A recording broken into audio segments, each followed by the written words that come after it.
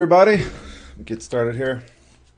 My name is Nick Larson, and today is May 22nd, 2019. It's about 12:07, and we're going to go ahead and get started. First things first, I would like to thank everybody who gave me a follow offline since Monday. First is Imma DeBel Hadi. Oh, Imadab Del Hadi. There we go. That's what I'm going with. Second one, Mad Bowers.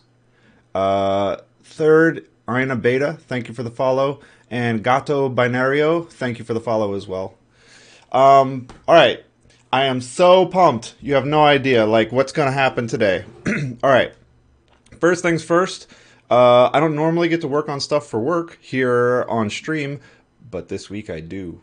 All right, so what we're going to end up doing is we built a model. Oh, well, I guess I should just like sort of start at the beginning. When you go to Stack Overflow, bloop, bloop, Stack Overflow, and you start looking at questions like this one.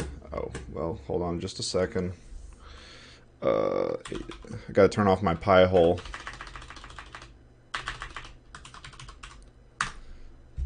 So you can actually see the ads, because I use an ad blocker.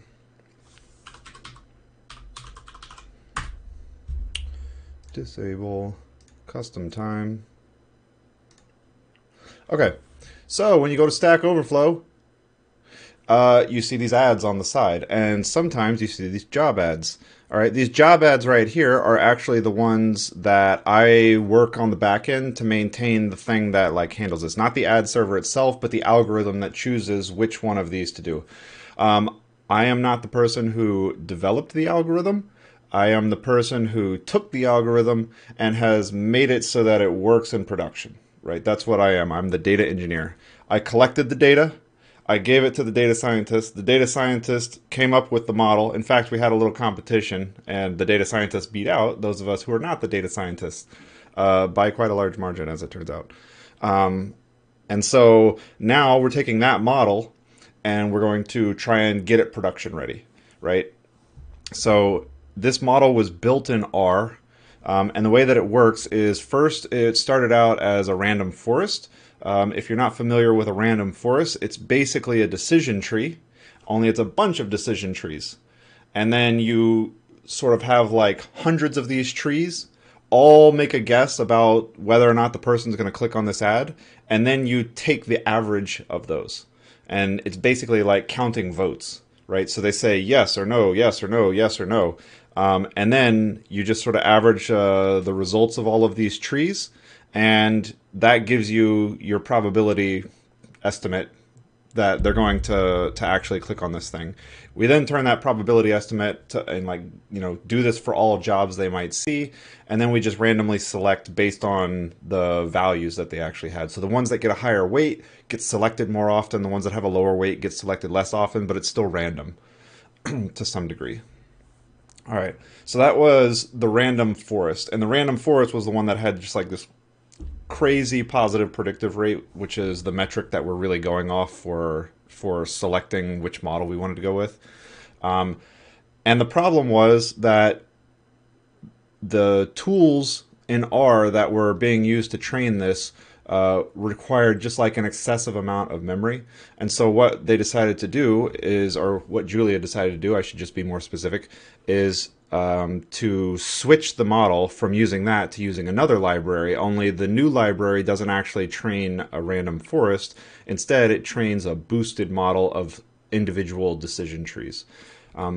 Boosting is a little bit different. You probably want to look that up. I'm going to do a really horrible job of explaining it, but basically boosting is an ensemble learning method where you have a bunch of things that are called weak predictors, and a weak predictor is basically any model that does better than random, but better than 50%. And as long as you have any model that does better than random, then you can have a bunch of these together, and you sort of weight how good each of these individual models is at predicting the correct result. and then you just take the result of each of these, multiply them times their weight, and then there's just a threshold cutoff to say like yes or no is the final answer. That is if you do it as like a logistics selection. If you do it as a regression selection, meaning that it's a continuous value, then you sort of just take the value that comes out and that becomes your score. That's what we feed into the thing later on down the line that does the randomization of choosing the actual ads. All right, now when we say choosing the actual ads, what I mean is this job right here and this job right here each got their own score, along with the other, I don't know, 10,000 jobs or so. Let's just go to Stack Overflow/jobs. Okay, so there's 6,300 that I can see at this moment. So all 6,300 of these jobs each got a score, and then it sort of randomly selected the ones to show me in the results. This is a different kind of ad called a company page ad, which is a paid for ad. If I just keep refreshing, I guess on the jobs page you only see those. Yeah, on here is where you actually see. And there's two different kinds. They come up sometimes with 2, sometimes with 4. And that is all just based on like business rules. All right, so what we now have is a model that can score an individual job for the person who is viewing it. Okay, and this is the second most important part. I am an anonymous user right now. I'm in incognito mode, but if I actually like log in, let me just do this off screen to make sure that I'm not going to show something I shouldn't be showing. New window.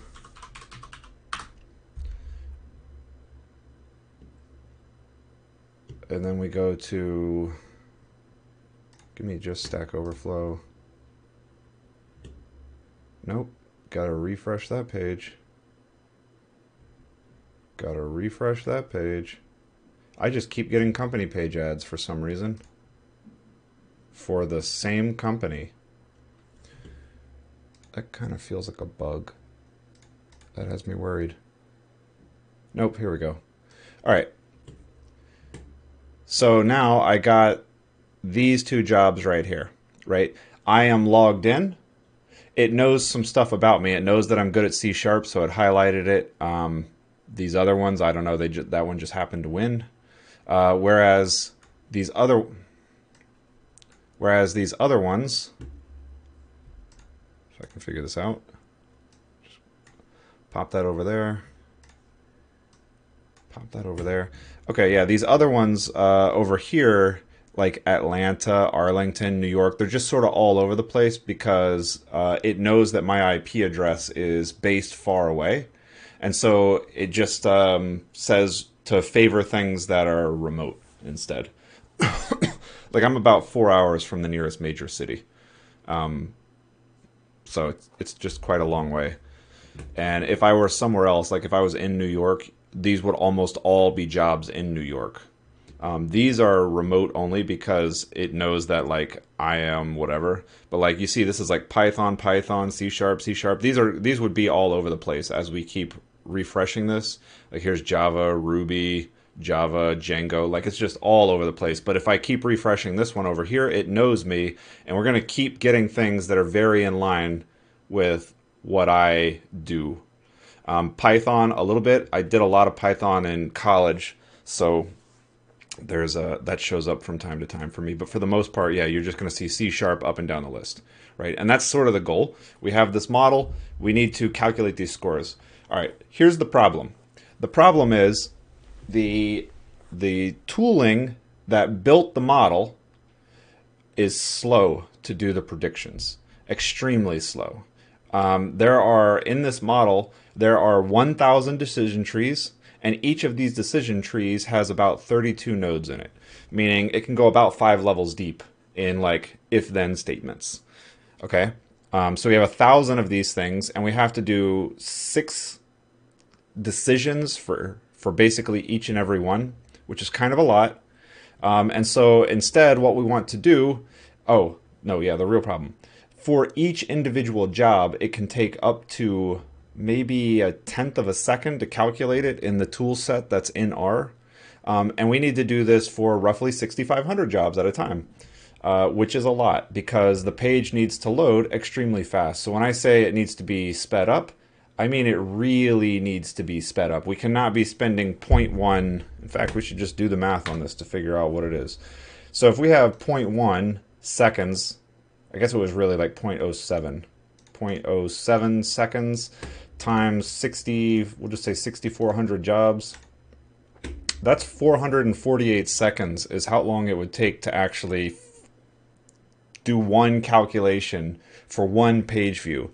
We cannot spend 448 seconds doing this. Really, what we need to do is we need to get this down to the point where it takes 10 milliseconds or less. Maybe if we really want to stretch it, we can go as high as 50. In fact, 50 is going to be a good number here because it'll be straight orders of magnitude. So we'll just do divide by 2, 3, 4. That's 0.4.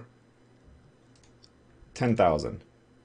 So we needed to take 44 milliseconds, 45 milliseconds. So we need to speed this thing up by a factor of 10,000. All right, that is the goal. That's what we're trying to do. So a lot of work to do here, and I'm super excited to get started on it. What I have to start with, let's go ahead and close this kind of stuff. What I have to start with, first and foremost, is the model. Let's go take a look at the model, which I know I put in here. Did I? Now I'm not so sure I put it in here. Fast. Well, I thought I put it in here. Let's go download it again.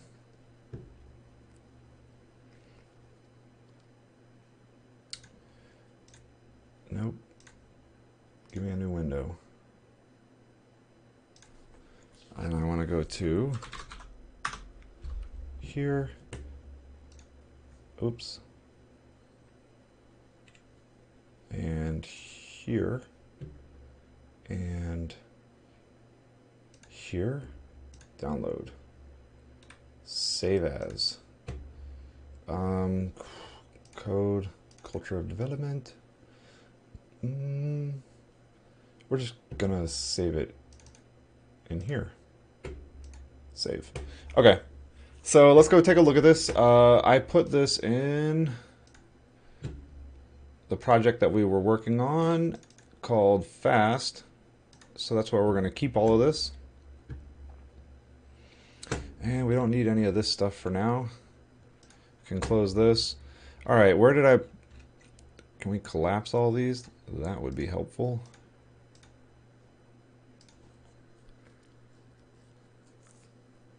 Okay, let's go ahead and put this in data sets. Yes, I want to move it. And then I want to pull this up. Okay, great. So what is this? This is the way that you get the model out of the tool. Okay?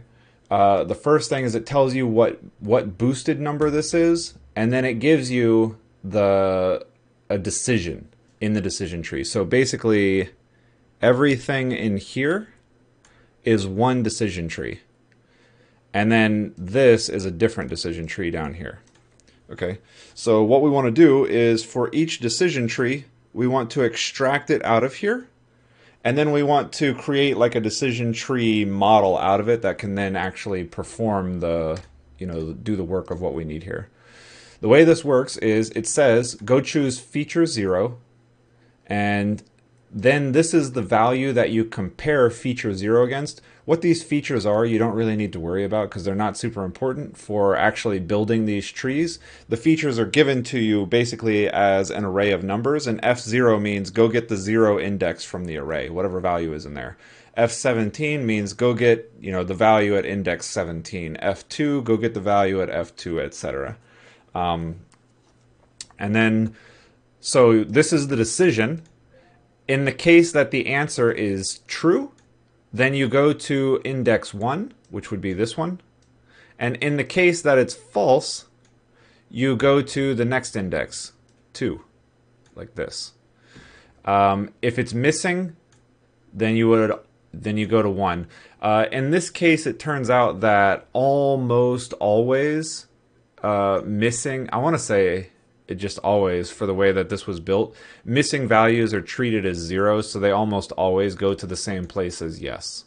Like, is the result of this true? The answer is yes, because this is almost always a zero. So this is like zero less than this. Yes. There are probably some instances where the value on this side is actually negative. In fact, I think we can search that pretty easily. Whoa. Let's just load that all the way. And in this case, we can do something like that. And then we can say negative. No, okay, so there is no negative on the right-hand side. They're always going to be positive. So the answer is yes. If it's zero, we're always going to go to the left-hand side. All right, in the data set for the model, I want to say there's about 850 features that come into it. There's only about 1,000 rows here, so strong chance we don't actually need all those features, which is already going to save us a lot of work. And then, yeah, basically. All right, so the gain, this is the boosting value, right? When this goes to a leaf, you end up collecting the gain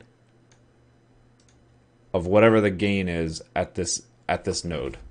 And then this is what ends up becoming the score that goes into the weighting stuff. So the cover tells you roughly how many nodes there are at that leaf. From the data set. So who knows how many training examples were in there, but basically we just ignore cover. As you get deeper into the tree, this number gets smaller and smaller. And I believe that there is a minimum cutoff of like, say, 5. So if you got to a branch where there was only 5, it would just be like, no. Like, you can't have fewer than 5 or something like that. And so that's basically it, yeah. We just need to parse this into an actual tree. And then we need to be able to evaluate that tree based on an array of values passed in. That's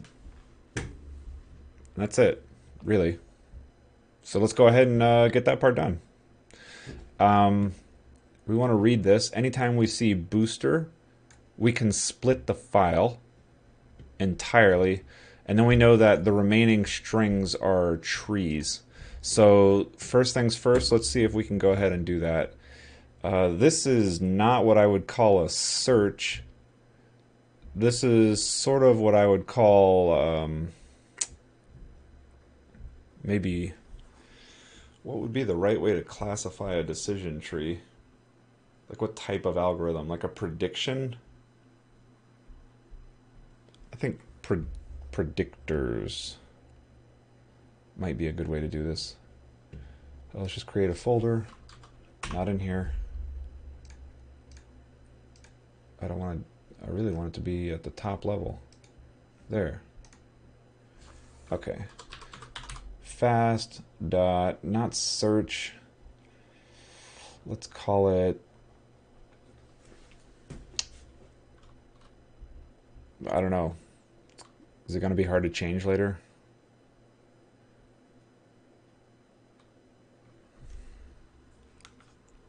Maybe fast dot modeling. Let's call it modeling.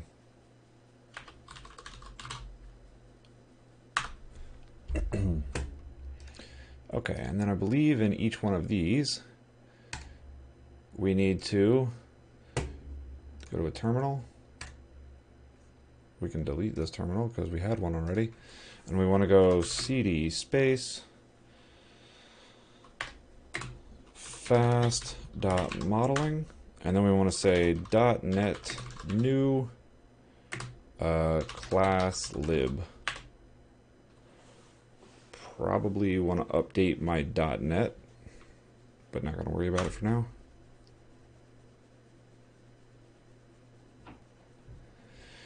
Okay, we now have fast.modeling, and we can say .NET build.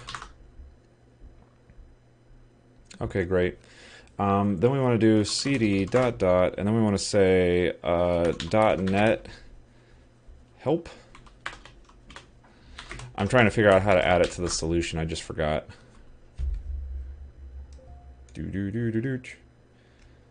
Solution. Okay. .NET solution help.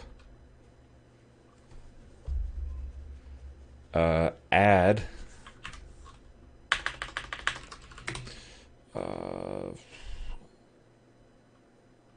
front slash fast dot modeling slash fast dot modeling dot cs proj. Okay, great. .NET build.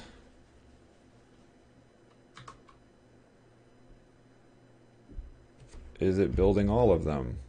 Yay. Okay, it built fast.modeling. Great. Okay. Now we ought to just be able to get to work here. So we have no reason to keep that open. No reason to keep that open. Let's rename this to decision tree.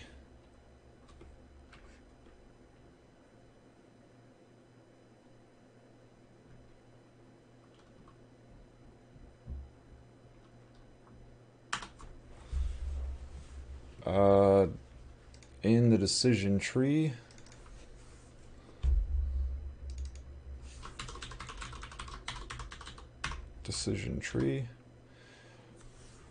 probably wants something like a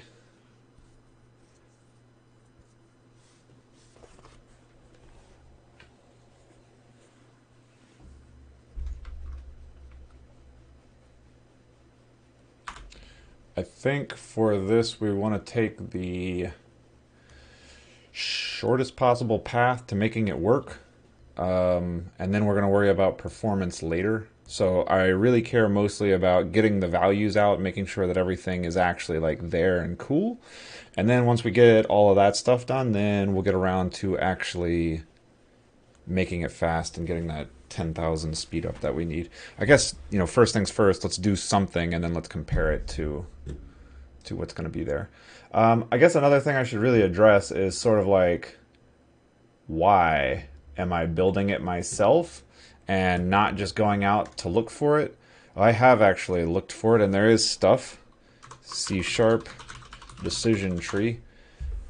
And it ends up being a little not how I want it to be. There's not a lot of like good packages out there for it, and even the ones that are out there are just not really like super fast. And so I really just kind of want to do it as an exercise, and that's what we're doing. Decision. See, all of these make it like an actual tree.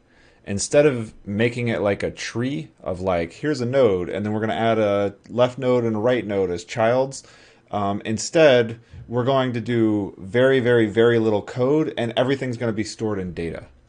And then all we're going to do is we're going to load up the next decision, which is going to be like, you know, an object, not us having to go somewhere else and fish around. This is going to be like an array style object, very, very, very compact. And hopefully we're going to be able to get a lot of speed out of it. And then we're going to use this array structure later on to evaluate all possible branches at the same time. That's sort of the like long-term goal here. And definitely nothing that I looked for was able to do that out of the box. Right, we're not making one prediction for one match of a job to a user. We are making predictions for, you know, let's just call it 10,000, and we need 10,000 to be fast, really, really fast. And ideally, we need 10,000 to be fast on a single processor, because if you have to like get to the point of like multi-threading, you're just going to destroy the box that this thing is on. And since most of this stuff runs on the web tier here at Stack Overflow, that's not really a great option. We might be able to like set aside like 4 processors and say like, okay, these 4 processors are responsible for doing this, but outside of that, I don't think that that's really gonna fly. So let's just see how far we get. All right, so decision tree. Internally here, I'm just gonna have a thing called a private class decision tree node. And this is going to have a public int feature index. Get set. It's going to have a public double compare value. Get set. A public int left branch. Get set. And a public int right branch. Get set. And then we also need a public int result value. Get set. Okay. Somehow we need to identify these as leafs. And I believe the way we're going to do that is to take a look at how this other thing did it.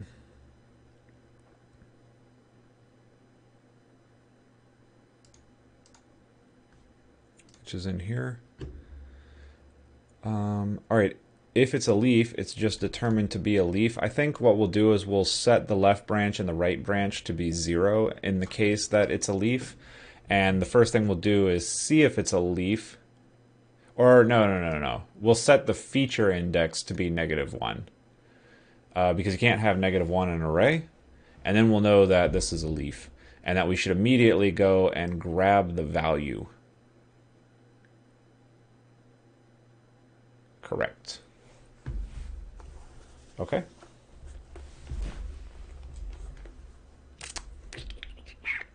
Okay, let's go ahead and do that.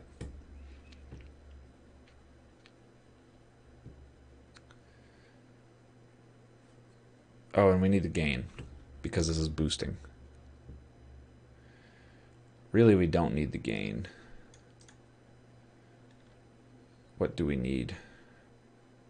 The gain doesn't actually tell us anything valuable. What we need is the boosting values, which I don't believe are in here. Okay, so the boosting that goes over the top of this is booster 0. I just need to know the training parameter, which is in the model. Okay, so let's just put that on the to-do list. We're going to call this modeling. We're going to call this decision tree. Okay, get the boosting parameters from the model. Okay, left branch, right branch, result value. Really, I guess we can just have, we're just going to have value be there. And then we don't even need this. Okay, so in the case that this feature index is -1, we just return the value. Otherwise, we compare the value of this feature to this value, determine left or right branch. Let's say true branch, false branch. Make it a little more explicit. All right, then what we're going to do is we're going to have a private decision tree node array, and we're just going to call this nodes. And then we're going to say private, nope. Then we're going to say public decision tree, and this takes in an int max depth.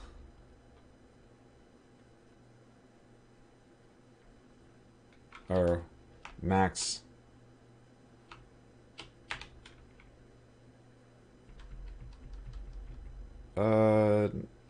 no, we don't need to do this because the, okay, so string definition.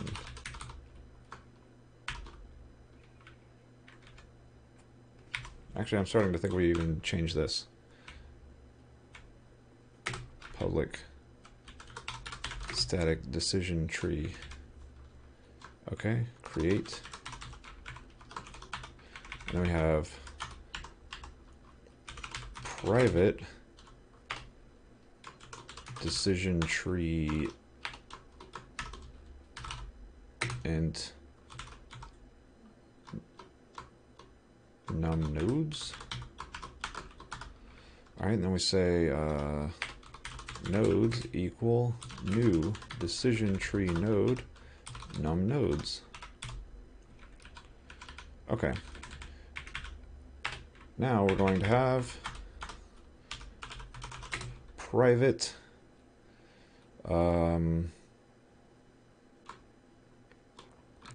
void add node int index, and then we just need these 4 values really.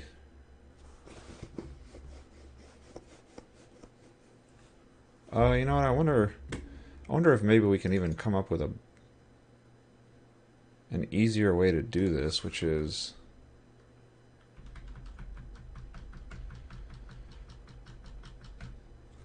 what if we just send it the nodes?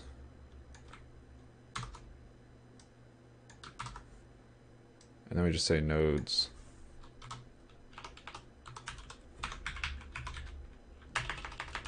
Tree.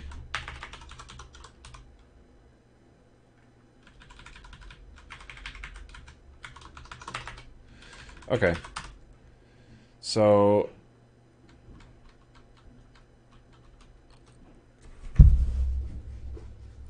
now we want to basically create a simple one. We're just going to assume that we have one right here that looks like this. This is going to be the example for the test. So let's do a whole new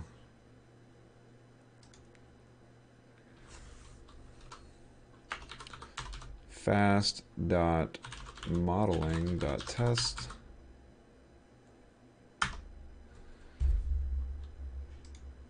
Okay, let's just take a look real fast. Fast.search, fast.helpers.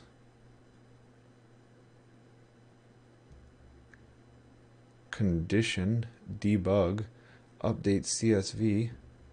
Yeah, sure, okay. Net Core App 2.2. This went with Net Standard.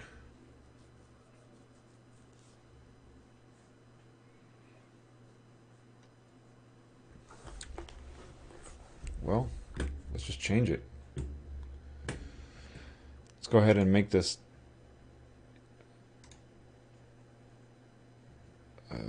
let's take a look at this. Fast.search. Net standard fast.search. Okay, close that. Come back to here. Fast.modeling.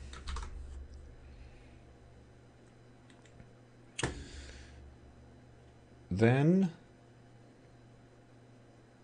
we want to go in here, cd fast.modeling.test.net new console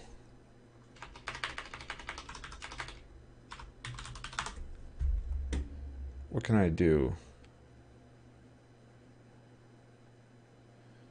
Console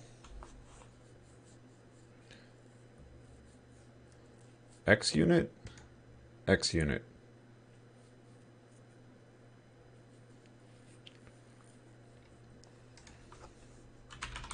.net new XUnit.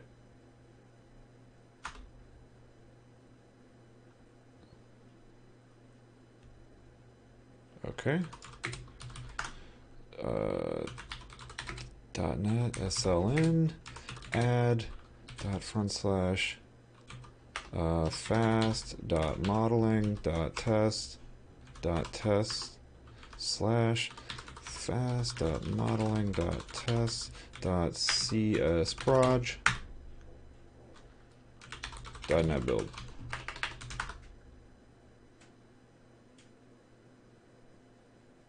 All right, we now have a modeling. Okay, great. Now let's go to the test, unit test 1, and then let's just put in here a giant, okay, const string example tree, example decision tree equals, not what I wanted. I never do what I want on the first try. Unit test 1. Boom. I'm going to go ahead and say we want a line at the end just to be safe. Although it... No, take that back. And this first one I probably want to put down here. Okay, so that's what the decision tree is going to look like. And then in the test, I basically want to say, oh, I need to add a reference to that. CD fast.modeling.test .net add dot front slash fast.modeling slash fast.modeling.csproj. Crap. Add reference.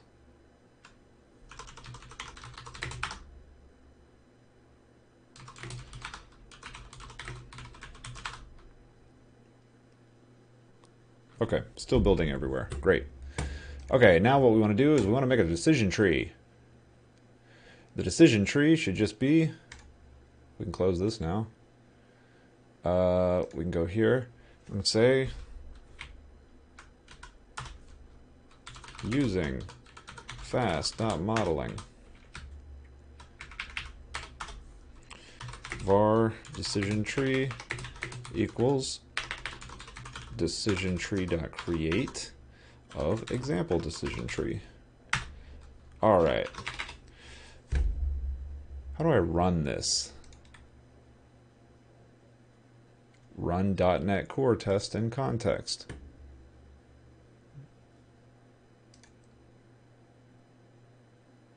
Where is this? How did this show up? I don't even know where I'm at. What is selected? Oh, crap. Which one of these is the test? Aha! I don't like this plugin. That's what I remember. I remember this causing problems. And it's not in search either. Edit file view terminal help. Oh man. Extensions.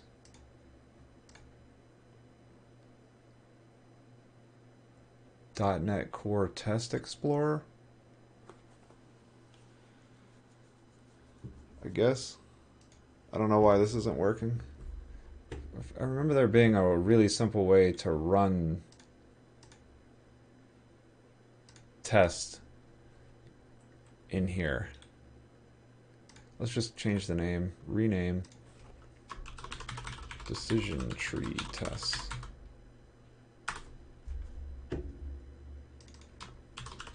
Decision tree tests. Okay, it was something like, oh man, there just was like a run this in here maybe.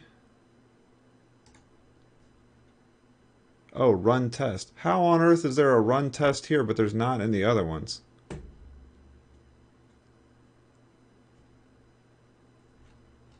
What have I done wrong? Is it XUnit?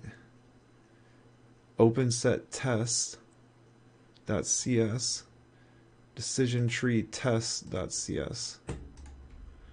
Was it just I had to close it and reopen it? No.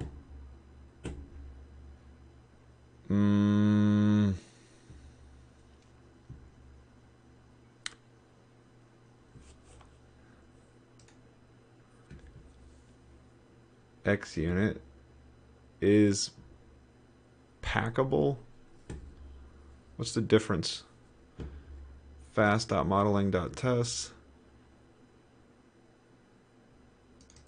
fast.search.test. I'm gonna guess it's this.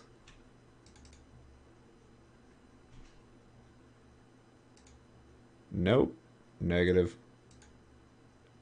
That's my includes. That's my copy. Is packable root.namespace. I don't know the answer here. I just seriously don't know. Okay.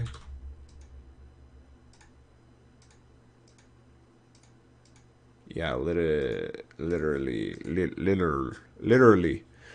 Okay. What's going on? Need some coffee. Take a little mind break.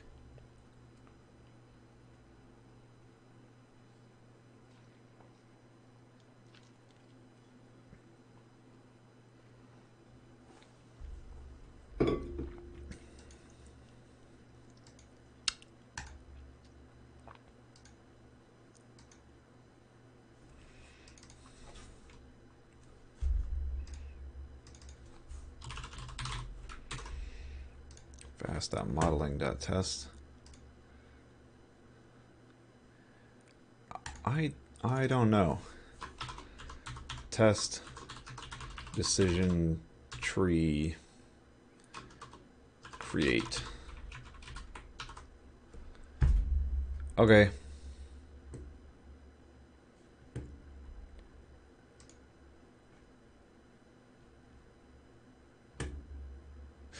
Test base?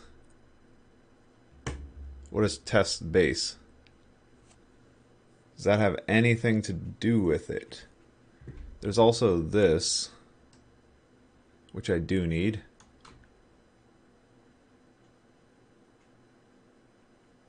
Which I believe is where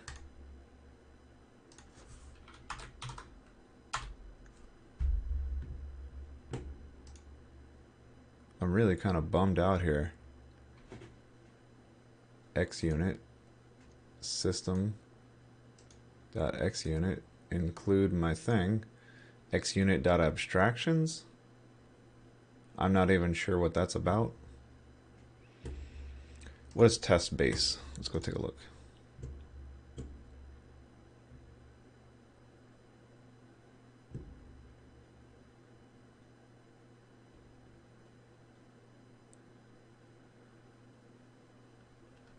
I think I just want to copy this into helpers.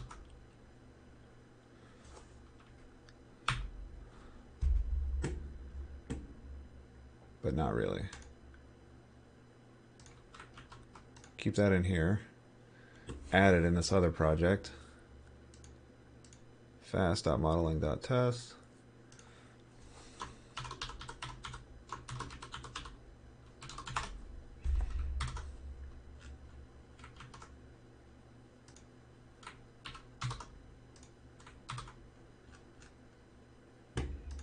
Okay. Fast.modeling.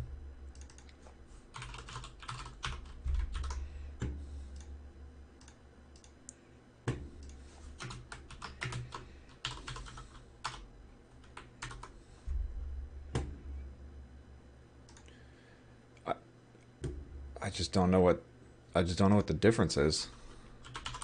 Maybe I just need to build it. Oh. Method type must have a return type. Decision tree 916. Save.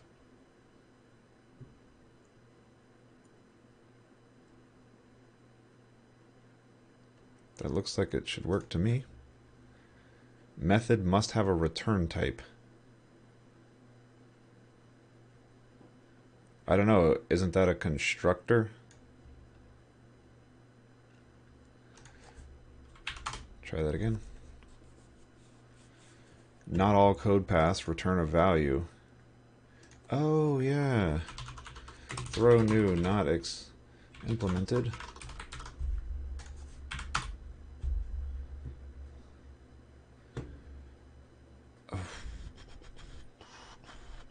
Oh.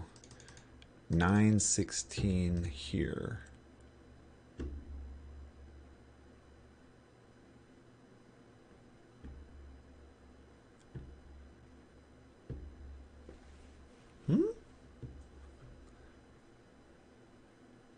Public void.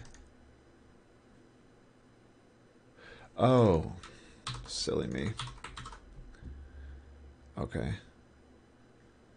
And then test output helper is using xunit. It's like xunit isn't really included here.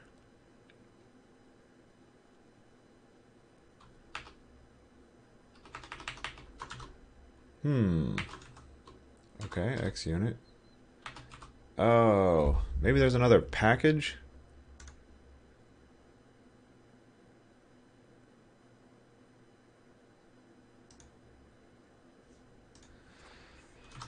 cd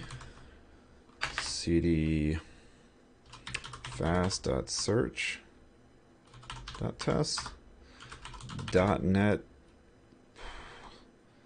list .net package list .net list package. Okay.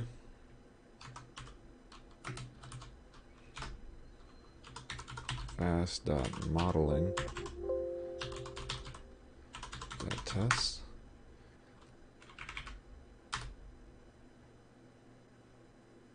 Sequence contains more than one element.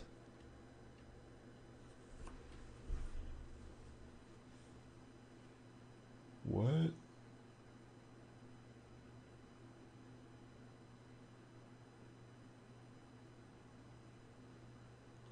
Modeling.test.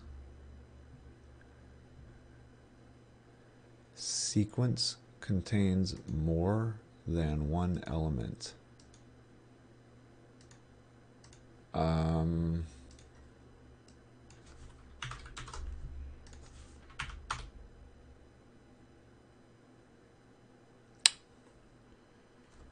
Okay, let's go take a look.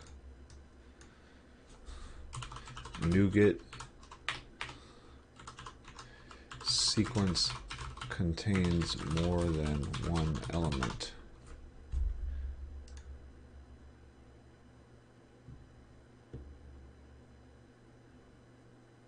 I don't want install package. I want .NET list package. I'm having some trouble grabbing through link and getting them to display. Problem is that you are using single or default.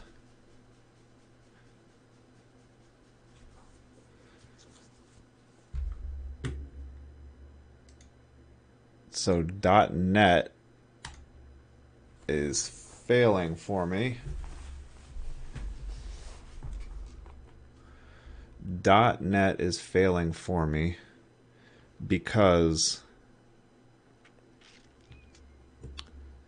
sequence contains more than one element. Oh, you know what I didn't do is .NET restore.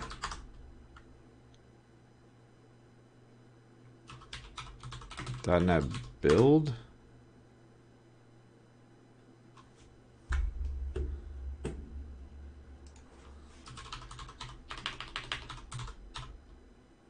.NET list package.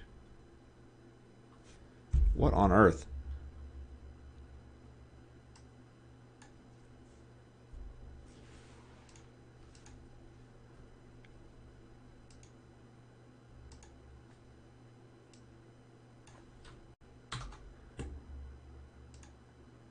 Decision tree test.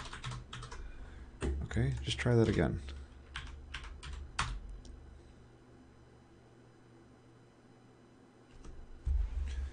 Okay, we're just going to try the old restarting.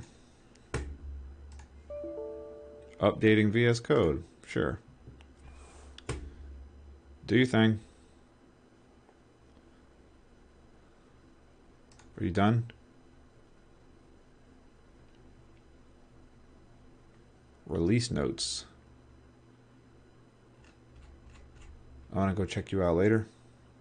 Right now, I care a whole lot more about getting this thing to build. Hey, I got run test in there now. See, that's it. All you do is you restart. I don't get it. Run that test. Okay. Great, not implemented exception. We should probably go implement stuff. Great. That took long enough. Okay. Now what we want to do is we want to take a look at how many rows there are by splitting on new lines. Var lines equals definition dot split, and we want to split it on new lines.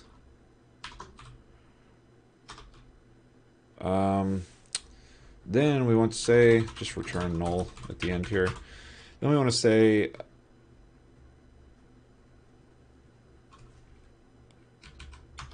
private static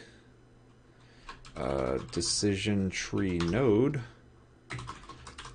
parse line string line return null.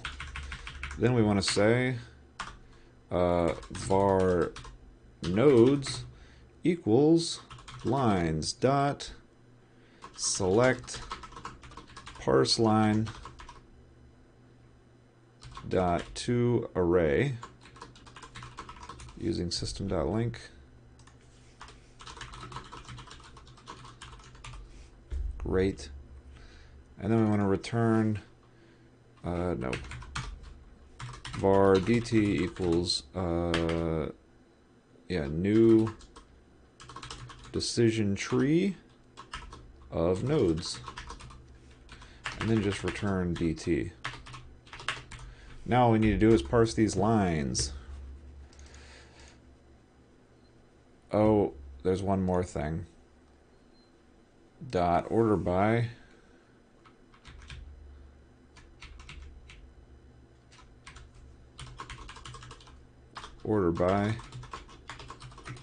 m dot index. Crap all. Okay, it's going to be a little more complicated, but it's okay.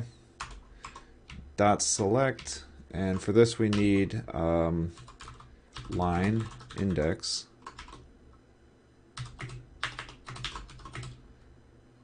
new line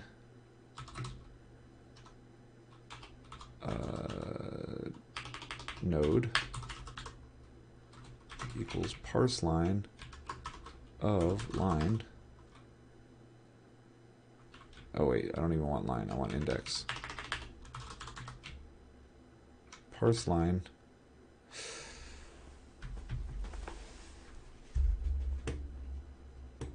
you know what I need to do? The decision tree itself starts with the index, which is okay.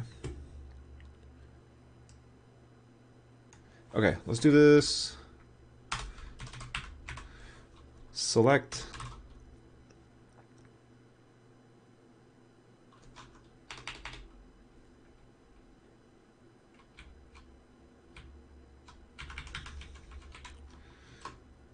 we want index decision tree node int decision tree node. There we go. Okay, now we can do this. Select parse line dot order by m dot item 1, and we'll just give these names: index node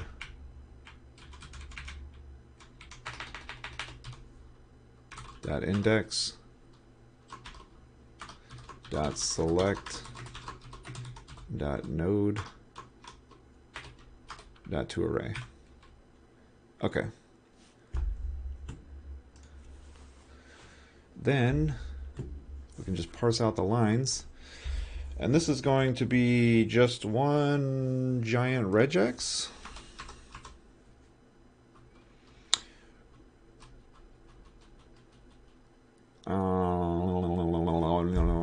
No. 0, 1, 2, 3. Is there a 4? Yes. 4, 5, 6, 7, 8, 9, 10. Wait, I can just do this. 1, 2, 3, 4, 5, 6, 7, 8, 9, 10, 11, 12, 13, 14, 15, 16. 17, 18, 19, 20, 21, 22, 23, 24, 25, 26, 27, 28, 29, 30, 31, 32, 33. Ooh, 33. That's not 32, that's 33. Okay, well, that's fine. That's fine.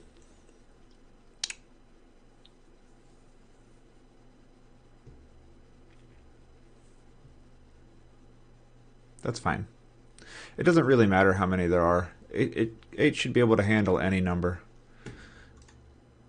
Okay, so what we're going to do is first we're going to read while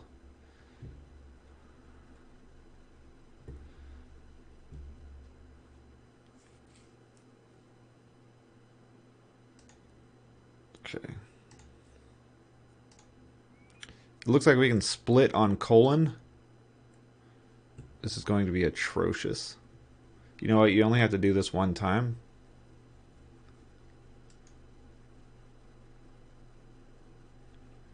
The other option is just make a regex that can read all parts of this.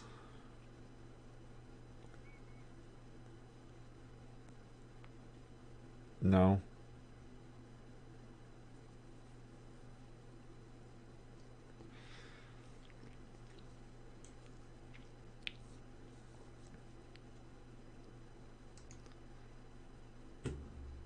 Okay.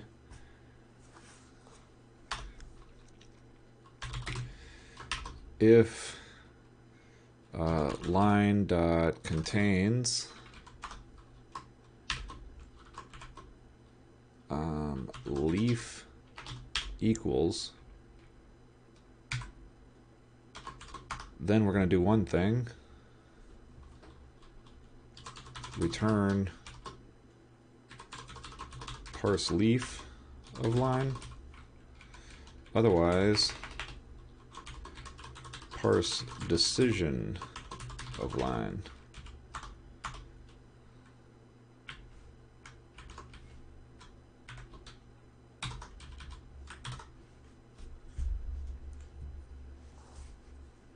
Actually, let's just do it like this. Okay. Parts equal line dot split. Yeah, this is just going to be awful. It doesn't really matter. It's going to run one time to load up the model, but then after that we'll be fine. And if this becomes like a choke point for whatever reason, which I just can't imagine it doing so, then we'll go ahead and we'll come back to try and fix this up. Right now, what we have is var index equals int.parse of parts 0. That's going to be our index. And then we're going to have line. And then we're going to have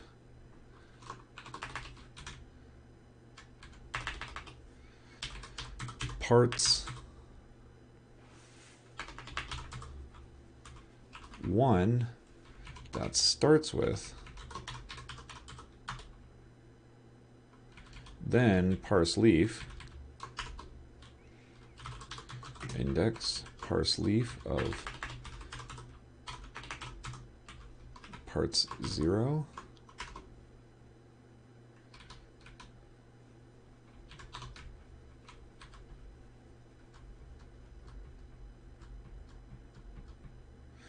How about we just do, okay, var node equals okay,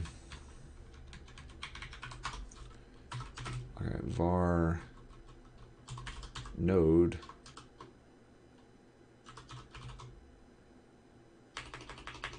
info equals parts 1. All right, if node info dot starts with leaf equals, then parse leaf node info, else parse decision node info, return index node, not lead, leaf.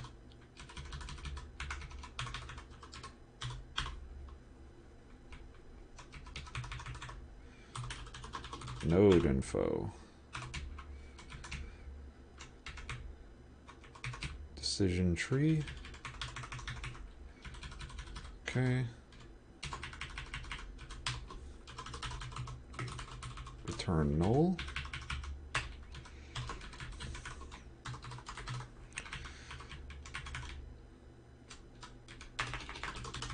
parse decision.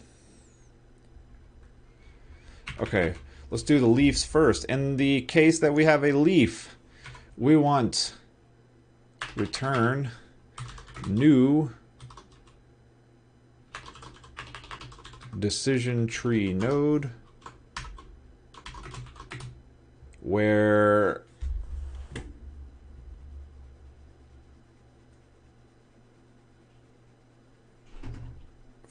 feature index.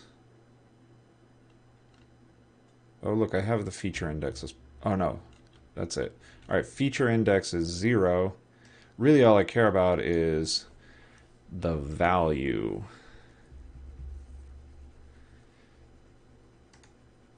Okay. So, private static regex include regex using system.text. Regex. Oh man, come on. The autocomplete on this is awful. I use system.text. Whatever. Regex leaf parser equals new regex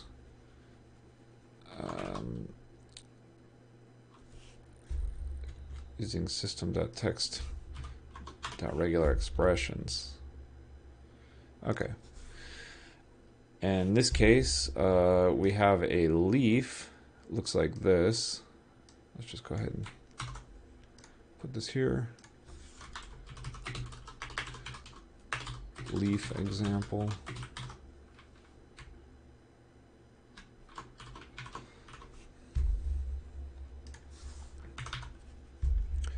So we want leaf equals, and then everything up to and then everything up to the comma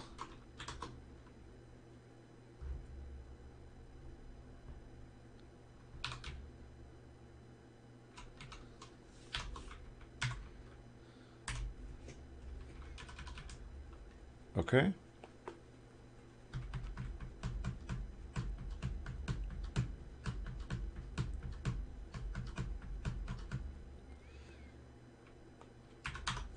Okay, so var parts equals leaf parser dot match of node info, and that will give us out the value. Let's just do index, feature index, be explicit, and then okay, private const int leaf index equals 0, leaf index, and then we want the value to be int dot parse of parts dot groups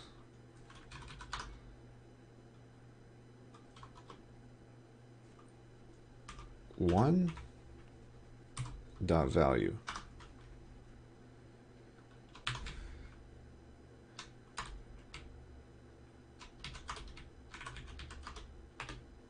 Okay, that one's easy enough. And then the next one is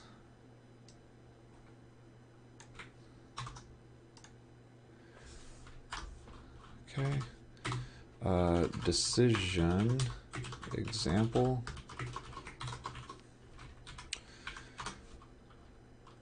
private static, probably just do read only also. Read only regex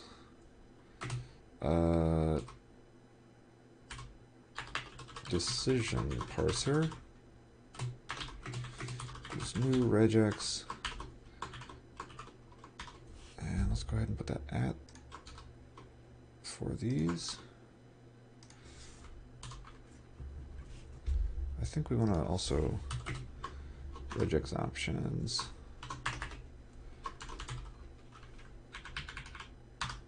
dot compiled.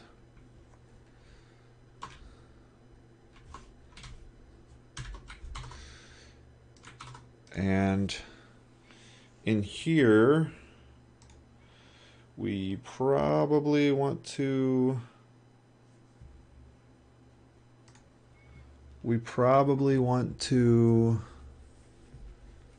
make it okay. Open bracket F. Now we care about this. D plus less than. Now we care about this. Not. Oh man. Not a closing space. Yes equals D plus. No equals D plus.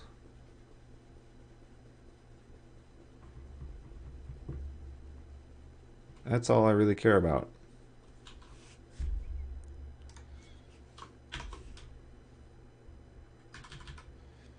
Okay, same idea. Var parts equals node decision parser dot match of node info new decision tree node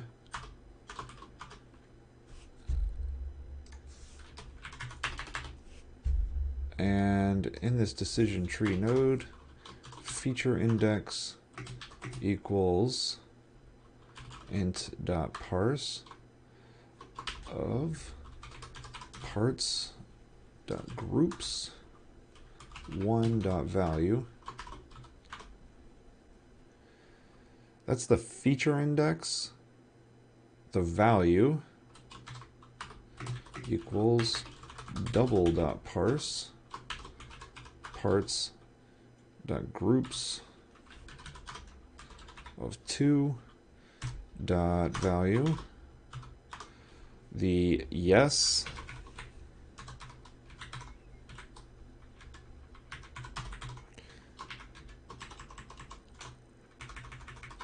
true branch, false branch, or ints, and 3 and 4. Okay.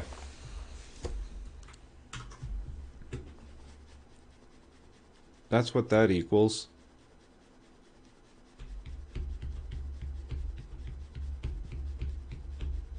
Now let's that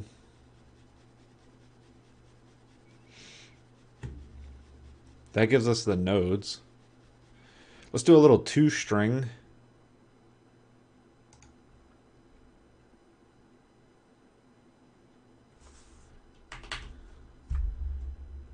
Yeah, let's do a little toString.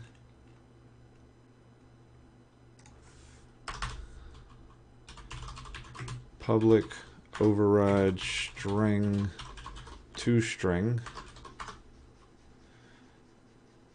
What? Oh, what? Huh?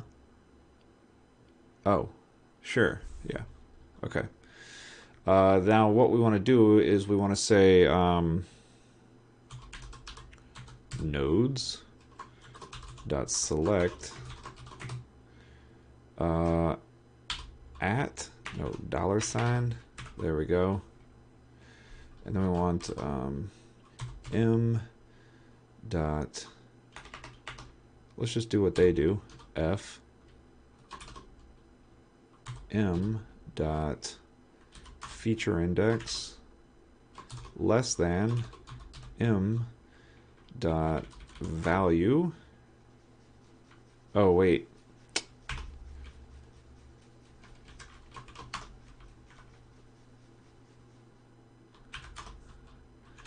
if m dot feature index. Hey, Clarkio. And 28 other people. Oh my goodness. Thank you for stopping by. Thank you so much for the raid. We're having some fun over here today. I finally get to work at, or I get to do work on stream, so this is awesome. Basically what we're doing is we're implementing a decision tree in C# that is going to be enormously faster so that we can support the new ad showing model for Stack Overflow. Let's just take a quick look at that. Actually, I need a little brain break anyway, so this will be a nice little introduction. Thank you so much for the follow, Jared Omamo. I'm sorry if I screwed that up. Wow, Codeman Codes 2, thank you so much. Matthew Cass, thank you for the follow. Yoann Flurry Dev, thank you for the follow. Ashish, thank you for the follow. Little Dan, thank you for the follow. Upgrading Dave, thank you for the follow. Everybody, thank you so much. I really appreciate all of this. Ha! Good one, Michael. The Michael Jelly. Always here with the cracks. No, thanks for coming and hanging out. Yeah, let me just give you a quick little demo of what it is that we're trying to do. So if I go to Stack Overflow on the, oh, you know what? I have to turn my Raspberry Pi off again Custom time. Wow, thank you again more for the follow. Oh no, it just keeps coming in. That's everybody. All right, when we go to Stack Overflow on the home page, did I turn it off? Yeah, I did. Let's go over here. You'll notice that these ads show up. These ads right here are the like system that I sort of work on at work. And there's a model. The part that I work on is there is a model that determines some value for me as the person viewing the page and the information we know about the job. And you'll see that like I'm a C# developer and I did a lot of Python in college. So you're going to see C# and Python a lot if we refresh the page here. C#, C#, C#, exactly. It knows that I'm remote and whatnot. If we view this like incognito, you'll see something a little bit different. It's not going to be like crazy different, but you're going to see something a little bit different, which is like, okay, this time it like showed me a Java job, right? And paid relocation. It does this because it knows that my location from my IP address is way out in the middle of nowhere. Oh, that one's not a job. There we go. Yeah, Java, Ruby on Rails, right? But if I keep refreshing this one, it's just going to keep showing me C# stuff over and over and over because it knows a little bit about me.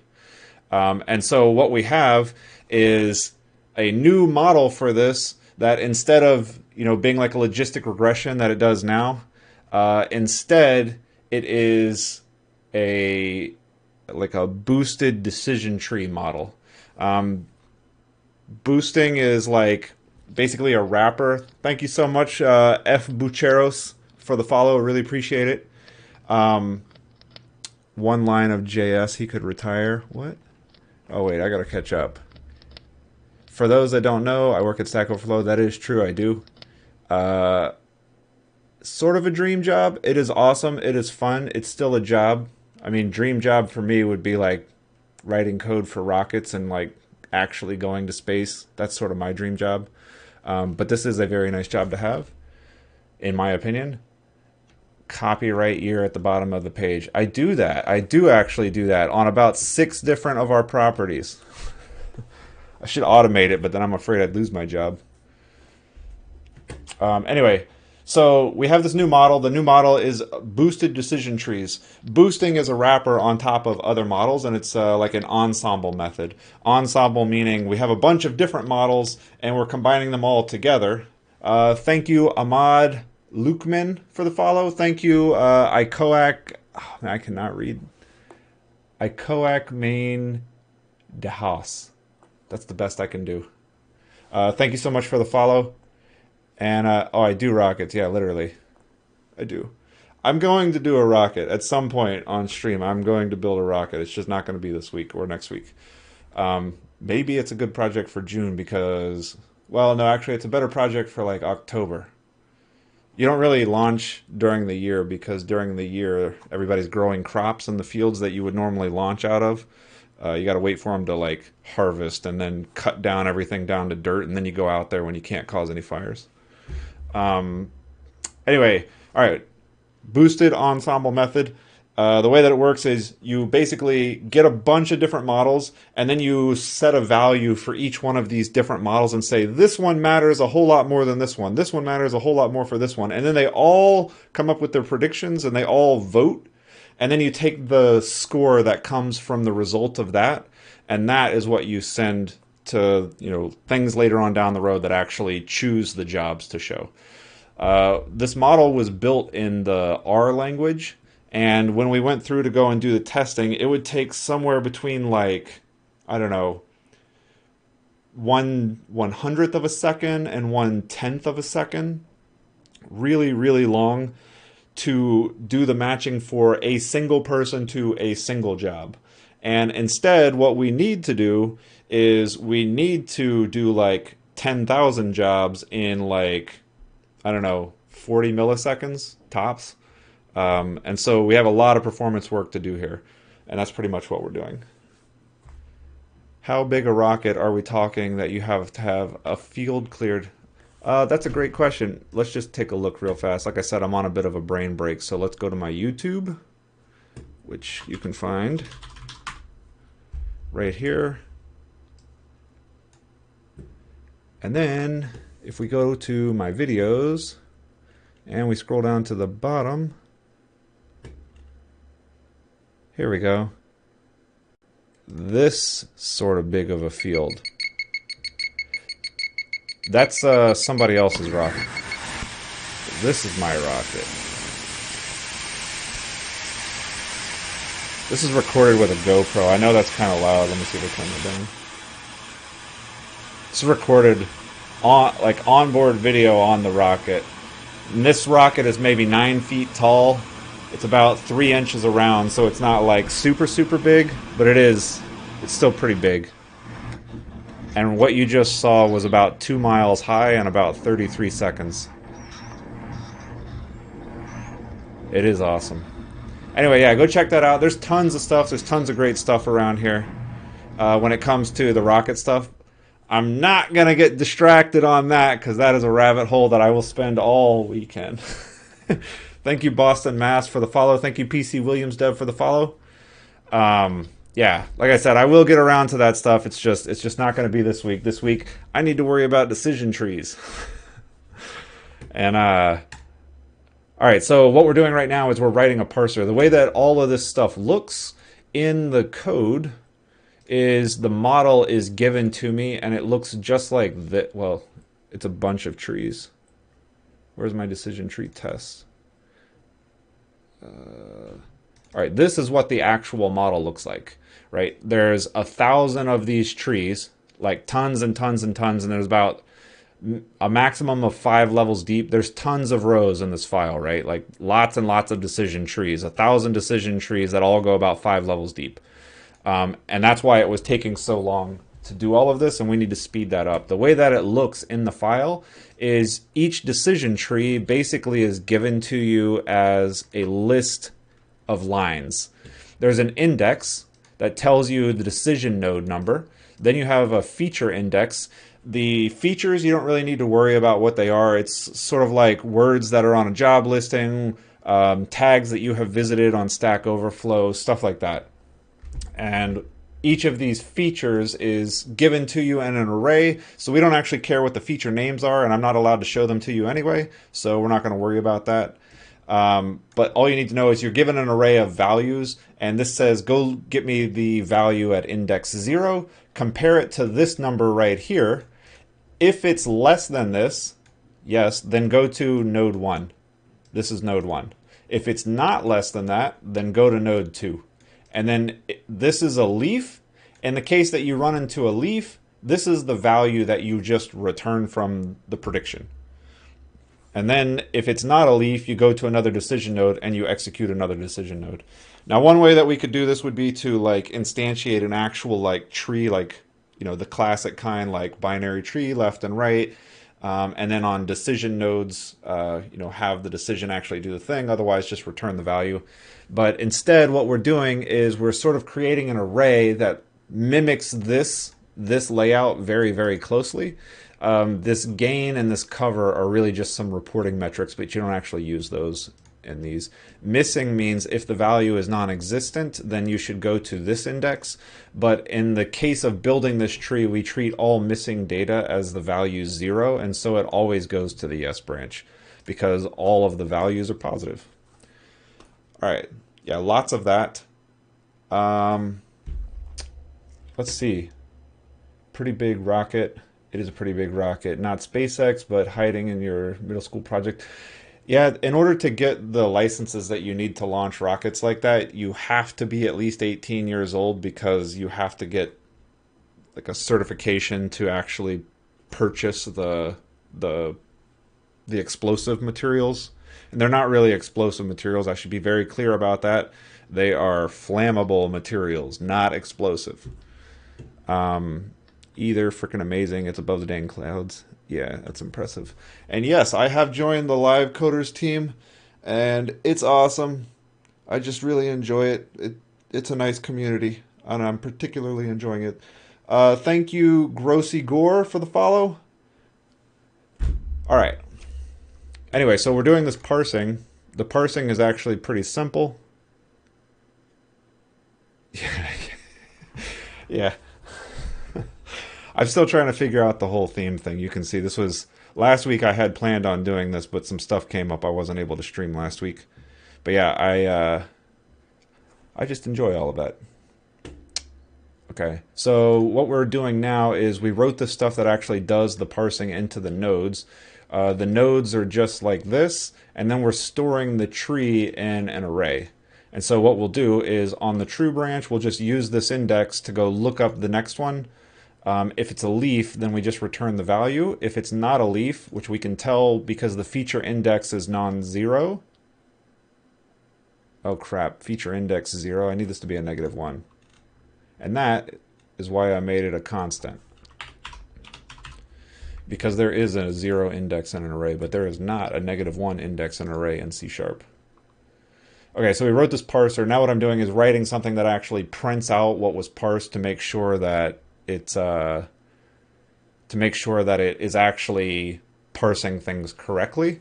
And then what we're going to do is we're going to build out the whole forest here, the whole ensemble of trees, and then we're going to compare it to make sure that we're getting the correct values out.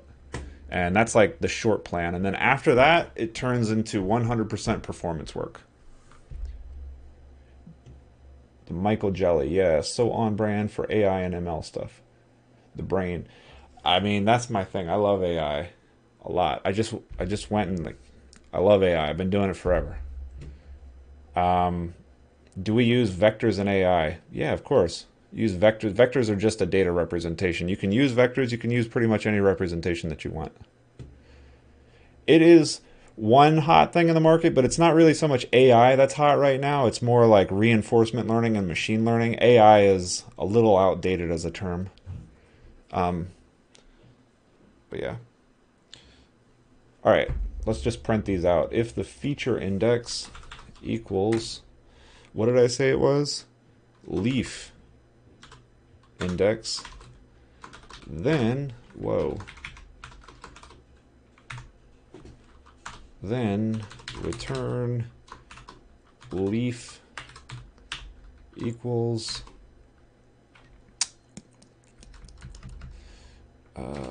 plus m dot value. Else return this.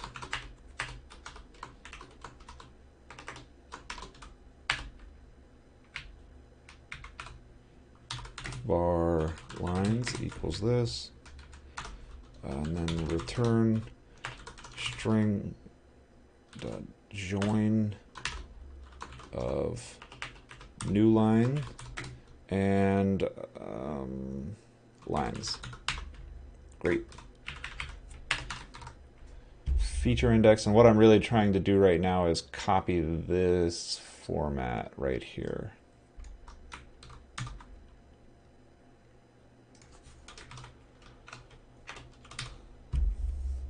Let's see. At Nick Larson, what are the AI things that you have done that you've enjoyed the most, and how do you get into it in the first place? Oh man, that's a great question. So for me, AI started out as like building games and very, very, very specifically making game playing agents that could beat me at a game. It started off real simple, you know, tic-tac-toe, whatever, stuff like that. And then we moved on to like more interesting games like checkers or chess, or another of my favorite games, which if you ever find me somewhere and there is a backgammon board available, I will play you backgammon. I will just stop what I'm doing and play you backgammon. I love that game that much. I also enjoy things like poker, and I've gotten into playing like more real-time games as well as stuff that I'm starting to get into. But like the whole idea of just having this wildly complex problem and needing to build something that can do a better job than I can is just like mind-blowing to me that I might be able to do that. And then when I started doing that, I just got so hooked, man. I just got completely out of my mind. It was like, I have to make as many of these as I possibly can.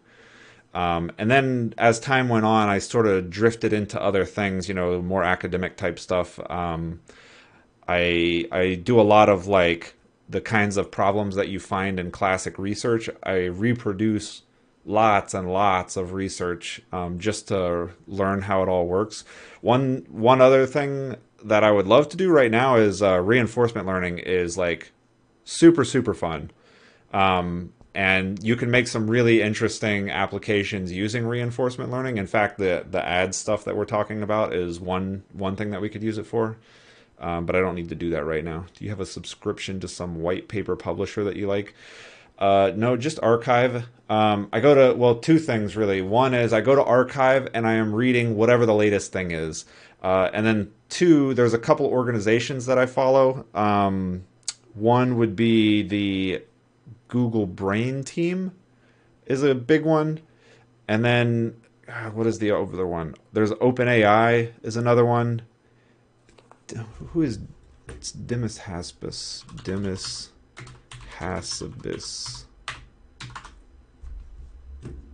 Yeah, Demis Haspis. Where does he work? Is he Google Brain?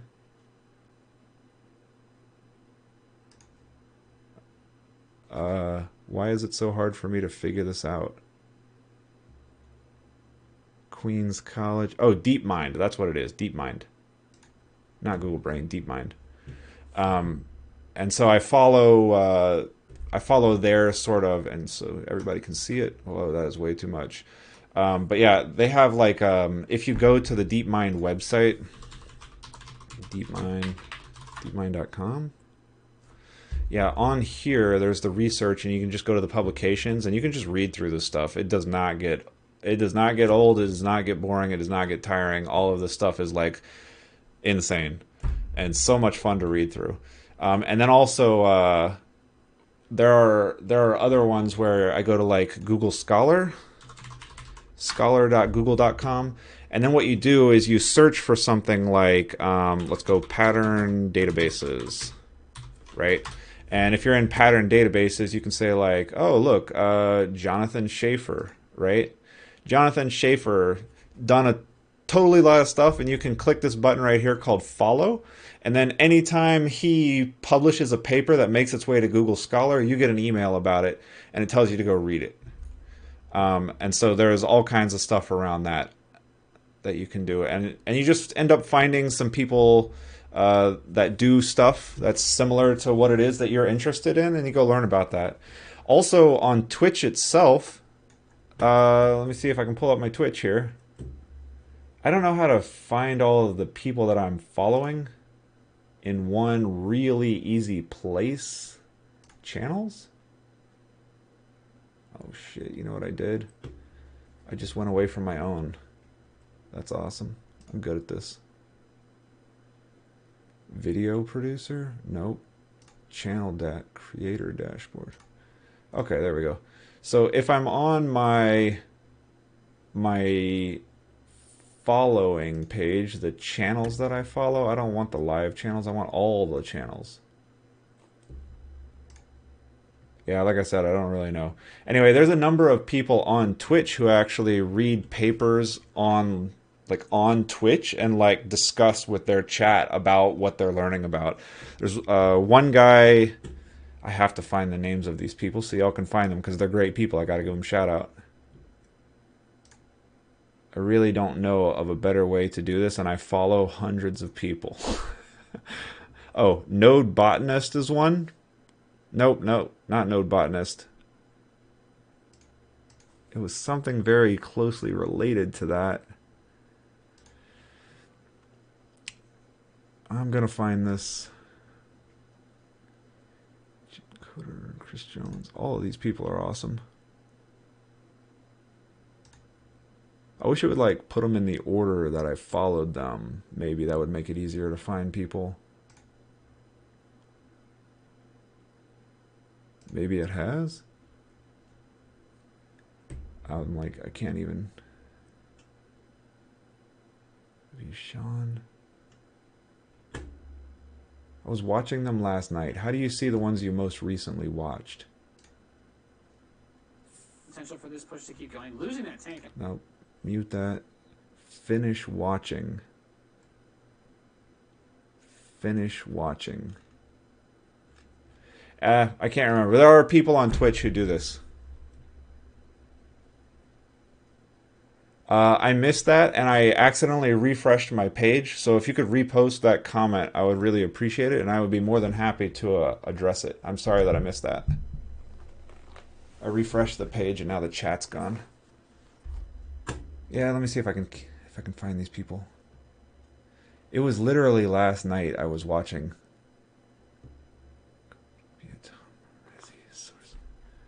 Jorbs Alpha Twitch.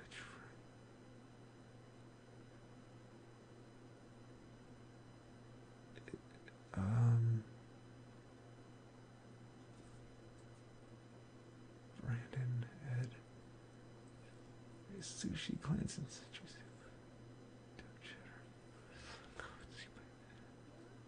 I'm gonna find it. I promise.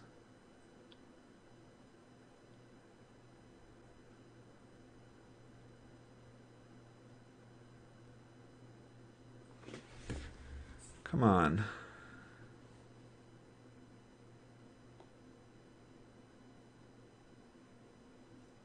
How do I find the stuff that I have recently watched? I know there is a way to do that. Is it on this app? It's probably on this app.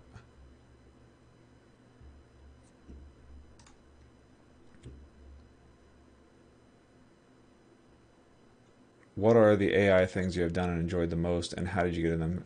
Okay, yeah. So yeah, it was mostly games. After that, I really got into the predictive models, which is sort of what we're working on here. Predictive models are so much fun because predicting the future is hard, like extremely hard. Well, actually, predicting things is hard, especially when it's the future. Just predicting what happened in the past is also quite difficult. But recommended categories, recommended communities, recommended. No, just following.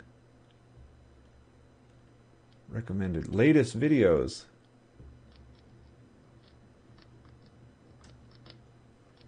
All right. Watashinzig. Thank you for the follow. Live host. I know that I have seen a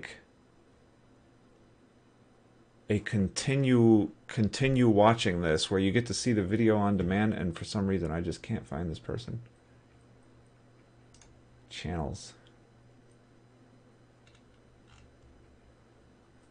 Why is it so hard? Let's browse. Oh well. I'm gonna have to find it. I honestly don't know who it was. Can I check my Chrome history? Can I filter it to Twitch.tv?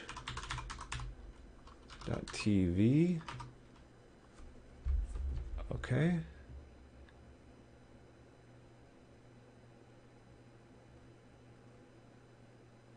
I think this is it.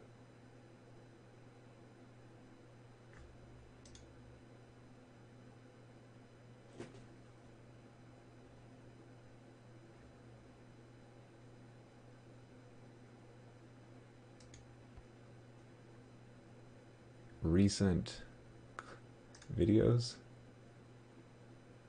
No, not it. It was last night. I was literally watching last night. I am totally derailed now. Why could the Java developer not spot his bugs? Yeah, it's all good. I really do want to find it. The guy deserves all the credit in the world. He's did an amazing job last night. Oh, you know what? I'm still looking at today.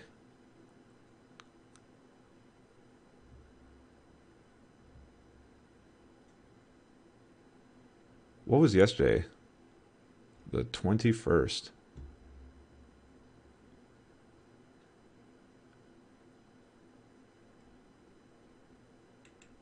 Oh, this has to be him.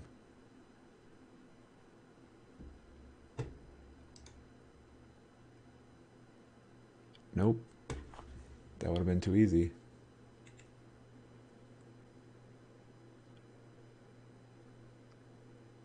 Michael Jolly.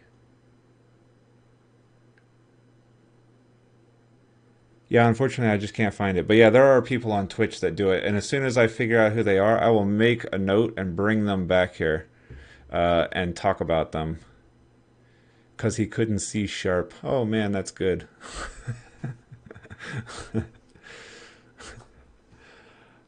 Okay. I am going to continue typing on this. I promise. Maybe. Return. Feature index value. Yes equals m dot true branch. No equals m dot false branch. Told you. Can't stop me. I'm gonna get this done. Okay, so now I have parsed a tree. I can now print out the tree. I want to verify the correctness of the tree. So in this test, I am basically going to read the tree. Then I am going to say output dot writeLine of dt dot toString. That's what we're going to do. Run the test. Run this one test. Build, build, build the thing. Run it really fast. Fail. What line number am I on? Decision tree. Where is the top of the stack trace? Parse int 32.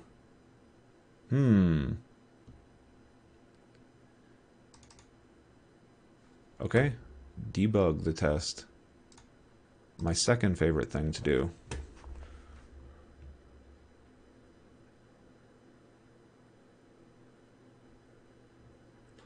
F5. New decision tree node. My node info is F0. Where is it failing? Input string was not in a correct format. Okay, great. Let's see what the parts are. Groups. I did not match this. Interesting.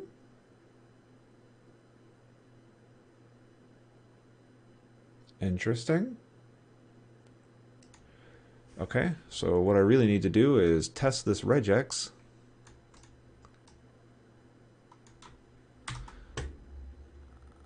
Right here. Bloop. Against this string. Copy. Copy the value.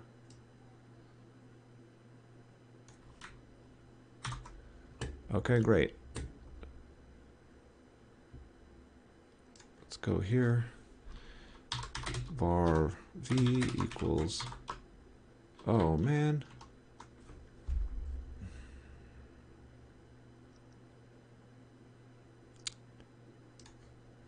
Let's just go. Why is it not letting me copy this? Am I doing this wrong? Like if I press Control C there? Can I do a watch? Yes, I can. Node info. Copy value. Okay, perfect. Put that in here. Okay. Fine. String. V. And then I want decision. That's probably not how you want to do that. Decision parser dot match of v dot dump. And for some reason this is coming out as not matching. Can anybody tell me what I've done wrong here? The beginning, match this literal, match an F, match any number of these. You know how we test regexes? We do them one little bit at a time. Do we match everything in here?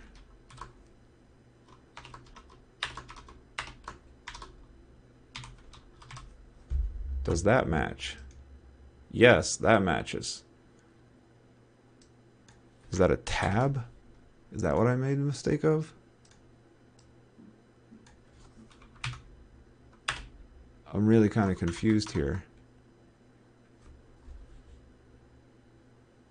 Yes equals capture those, comma, no equals capture those. I had problems one time, decided to use it. Yeah. I totally agree with that, only this one seems like it should be pretty simple. And I matched all the way up to this point. Let's see if it's this.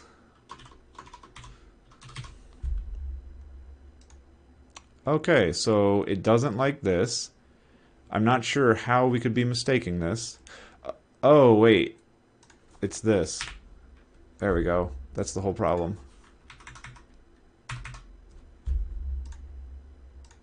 All right, there we go. Okay, that was easy enough. You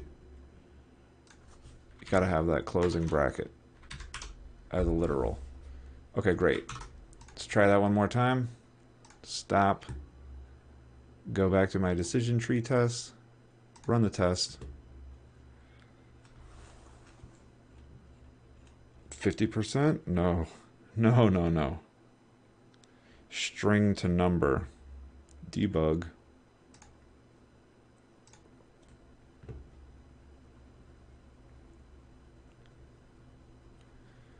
Please, please, please explode. Please, please explode. Input string. Leaf. Okay. Copy value. Which index is this? This is the first index. Okay, so it's blowing up on this. I want this to go away. How do I make that go away? Anybody? I can't just press escape. That would be way too easy. It's not an int, it's a double. Okay. Run, run, run the test. I need Michael Jolly to make me a run the test song. There we go. There we go. I need to, when I print it out, I did the exact same error when I was making it as when I printed it out. That's kind of funny.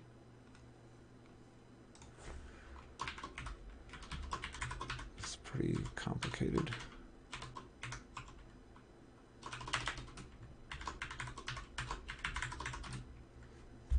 Okay. I want that to be like that. All right. Let's take a look here. S0042 leaf equals this crazy number. F17, this crazy number. 34, yep. 2, 0.5, F2, 0.5. 5, 6. Oh, these are in order, actually. So I need to now be looking at number 4. Yeah, this one. 7, 8. Okay, there we go. This is back to 5. So F6, 0, blah, blah, blah, ends in 3, 3, 9, 10. Okay. Let's just look at the end. Look at all these leaves. Number 32, 5, 9, 7, 4, 7, 805. 805. Okay, yeah, I think everything here appears to be parsing correctly. So now I want to actually make the decision. Fun. Okay. We're going to have a function called evaluate.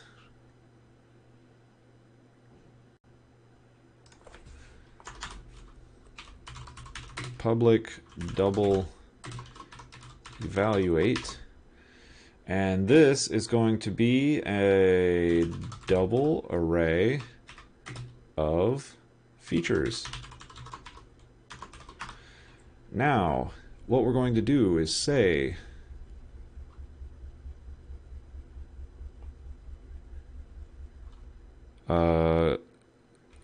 var node equals this dot nodes of 0 while node dot feature index not equals leaf index do something return node dot value.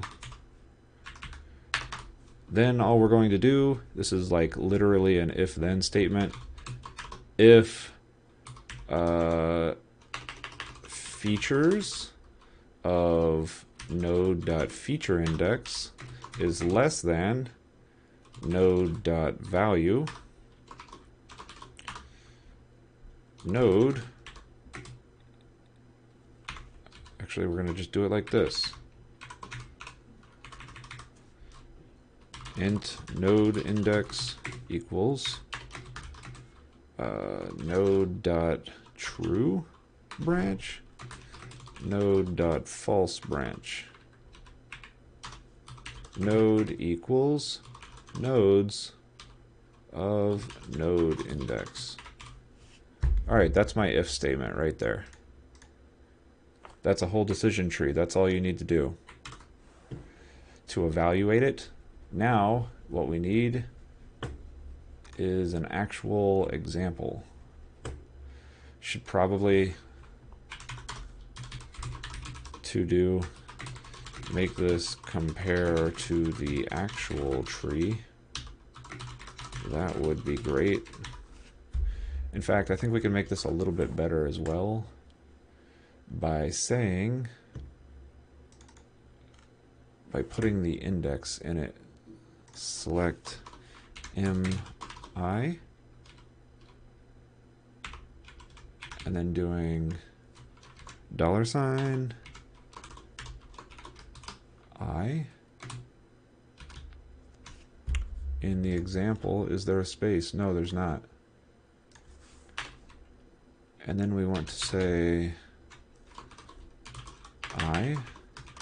And now what we want to do here is basically we want to compare the tree. Now what we can do is just say for each of the lines that we get from WriteLine, we can see if it's in the example decision tree, if a line in the example decision tree starts with that, and then we'll know that we have done this correctly.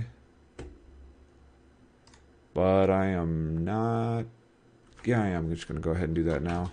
Don't want to forget about it. Okay, var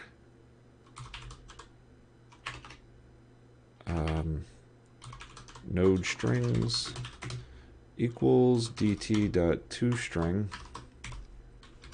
dot split on new lines.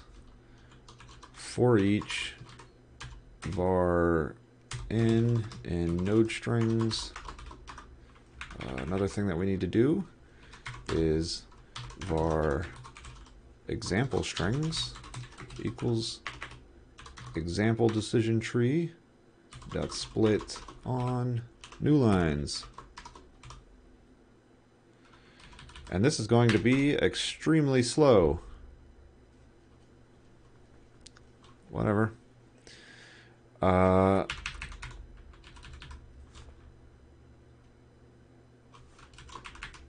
For each var e and example strings, if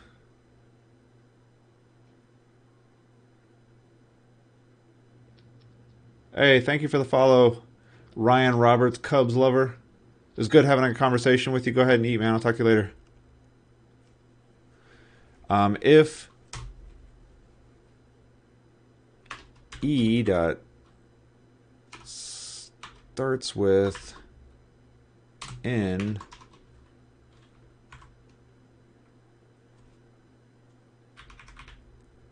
you know what we need to do, this is not going to work like this.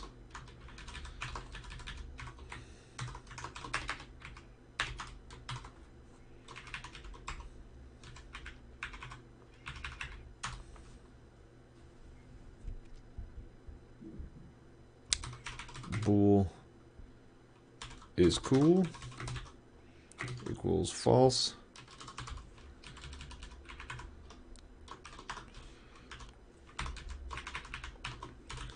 Is cool or equals e dot starts with of n. I guess there's not an or equals, so we're just going to say is cool or starts with. Thank you for the follow.com. I really appreciate that. Hope you're having a great day. Is cool if not is cool. Assert dot false. Assert dot true. No. Okay, assert dot true is cool.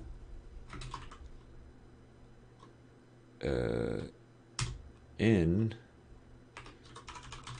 string failed. No. Node failed to be found. Plus E. Plus end quote. Why is that failing out in? I'm good at that. People pay me for this job. Y'all know that? People actually pay me to do this. Okay, let's see if that actually works.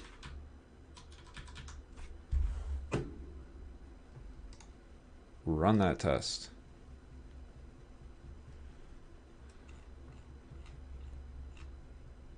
Hey, alright, it passed. Which basically means that every single string that was printed out, we found the corresponding node in the example. Great. That one passes. Okay, so now what we want to do is we want to test the decision tree logic to make sure we get something that is expected out. So we're going to have this thing called const string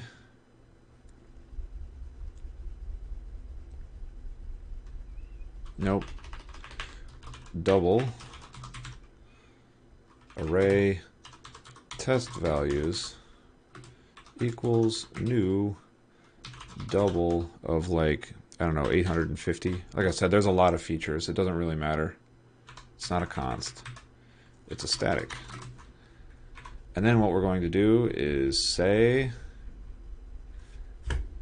is there a way to do like a startup on this? That's a great question. I don't know the answer to that. XUnit. And what I am looking for is pre-test, I guess. Run code once before all test. Database fixture? Just share features.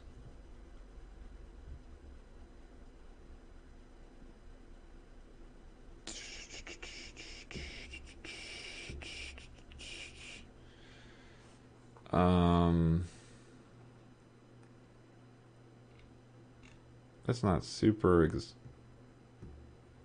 Oh yeah, wait, no, that's a great way to do it. We can just use a static constructor. Static, what is this called? Decision tree test.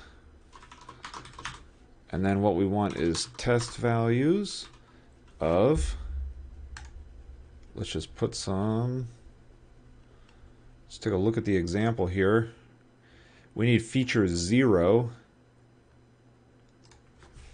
Okay, 0 equals free. Thank you for the follow. I hope I got your name right. I'm really sorry. I kind of feeling like I didn't. If there's a better pronunciation, feel free to correct me. Hello, what are you up to? Looks like some unit tests. Yeah, sort of. So really, what we're doing is we're just writing a little test harness to make sure that the decision tree code that we're writing is actually producing the results that we expected. And I just looked at the clock, and it's like 2 o'clock. So I am gonna have to start wrapping this up. I'm gonna finish up this last test here, and then I'm gonna wrap this up.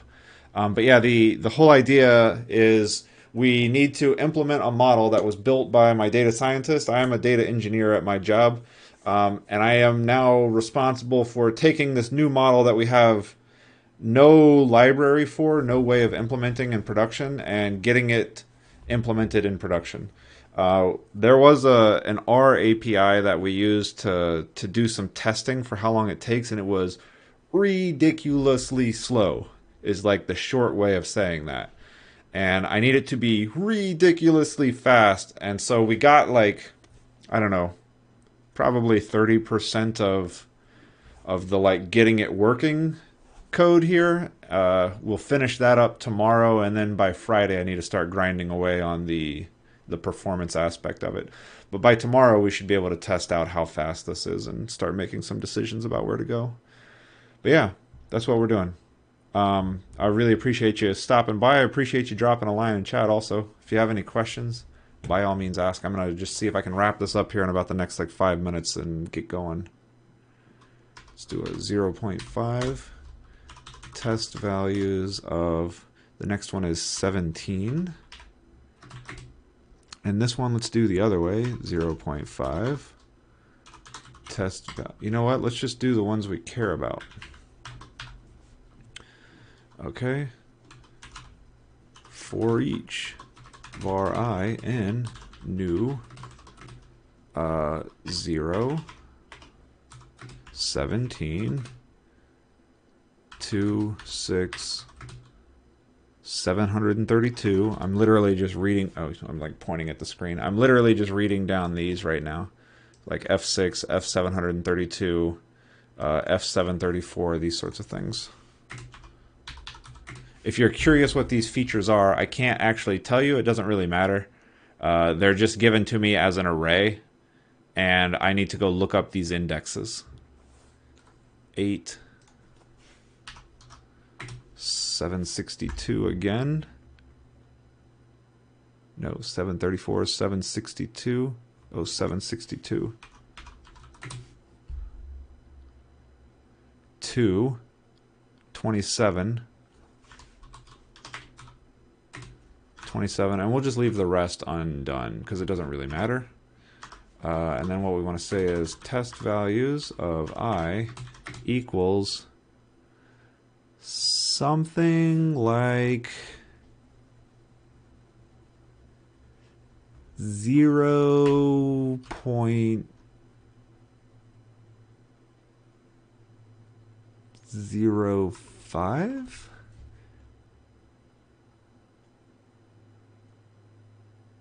I think that'll randomize most of them. Yeah. 0.05. Maybe we'll just do 0.1. Okay.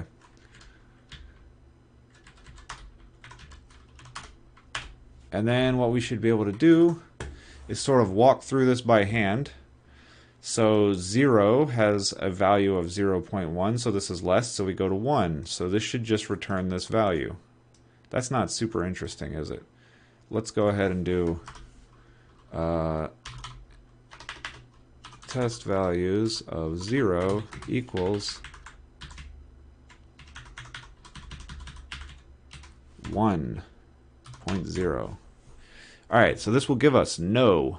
No will take us to 2. Then we'll look at 17. The answer will be no. It will take us to 4. The answer to this will be yes. It'll take us to 7. The answer to this will be no. It'll take us to 14. Anybody see 14? I don't see 14. Oh, 14. The answer to this will be no. It'll take us to 28. That will return us this value. This is our expected value. Okay. Fact public void test evaluate decision tree. Decision tree evaluate. And what we want is var dt equals decision tree dot create of example decision tree, and then we want var value equals dt dot evaluate of example. No, I didn't call it example. I called it test values. And then we want assert dot equal the expected value, and the real value. Okay, the expected value was 28, this one.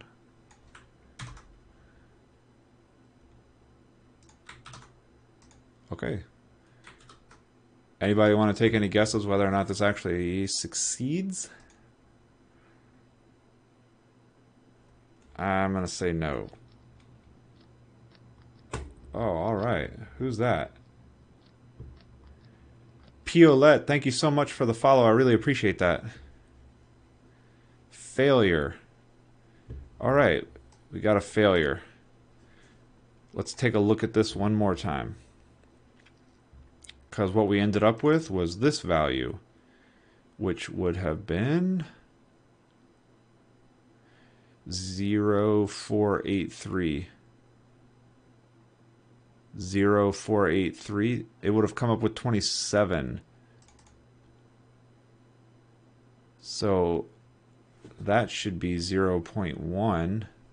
Somehow this came up with 27 for a yes. Oh, 285 is not in this list. You know, actually, okay, well, I can already tell you that it is working correctly. This ought to fix it. But I really like that other one as being the real test. Okay, passed. All right, so decision tree is working correctly. Now all we need to do is read in the whole... Oh, God, that is the stupidest feature. Drag and drop text.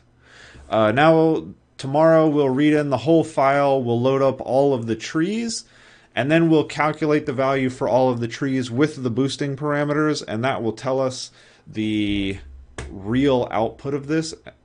And that won't take too long tomorrow. I would imagine we'll get that done tomorrow. And then on Friday, it's going to be all perf work. I guess tomorrow we'll also try to set up a benchmark for how fast things are. And then we're just going to try and beat it. All right, that is going to be it for today. I thank everybody for coming. I am going to look for somebody to raid right now. If you have any suggestions, feel free to drop a line and help me find someone. I am seeing... How about Codebase Alpha? I like Codebase Alpha. Let's drop everybody on Codebase Alpha.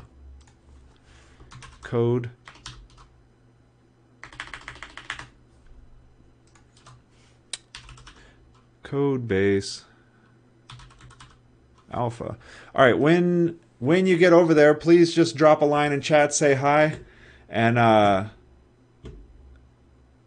that's pretty much that. Yeah. Thank you everybody again for coming. I stream Wednesday, Thursday, Friday from noon until 2. And I will see y'all tomorrow. Thanks a lot, .com. I'll see y'all. Here we go.